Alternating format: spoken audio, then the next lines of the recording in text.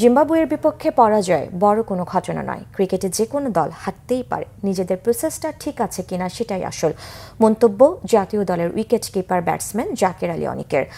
অন্যদিকে দ্বিতীয় টেস্টেও টাইগারদের চ্যালেঞ্জ জানাতে প্রস্তুত জিম্বাবুয়ে। মনির হোসেন খানের ডেস্ক রিপোর্ট।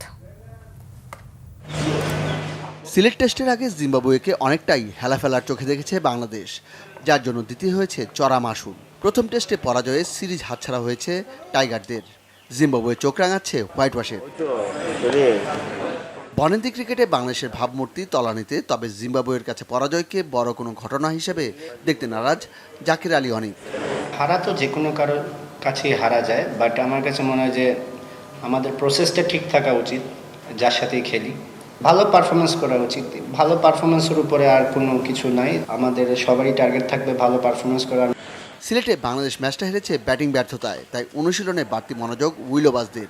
আতসী কাচের নিচে অভিজ্ঞ মুশফিকের পারফরমেন্স।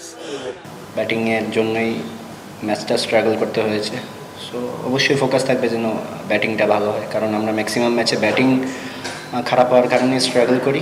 মুশফিক ভাই যেটা বলতে চাচ্ছিলাম যে উনি সবসময় অনেক হার্ডওয়ার্ক করেন, স্টিল করতেছেন।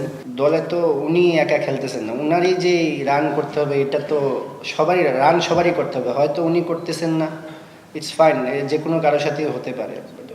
উনারই যে প্রতিদিন রান করতে হবে এমন তো কোনো কথা নেই, সবারই রান করতে হবে। ব্যাটার যতজন আছে সবারই রেসপন্সিবিলিটি নিতে হবে, সবার রান করতে হবে। অ্যাটলিস্ট রান না করলেও ওই ফাইটটা শো করতে হবে।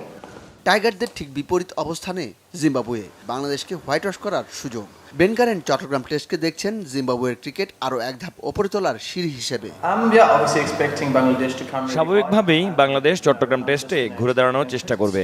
আমি মনে করি এই টেস্টে আমাদের কঠিন চ্যালেঞ্জের মুখোমুখি হতে হবে। আমরা চ্যালেঞ্জ মোকাবেলায় মানসিক প্রস্তুতি নিচ্ছি।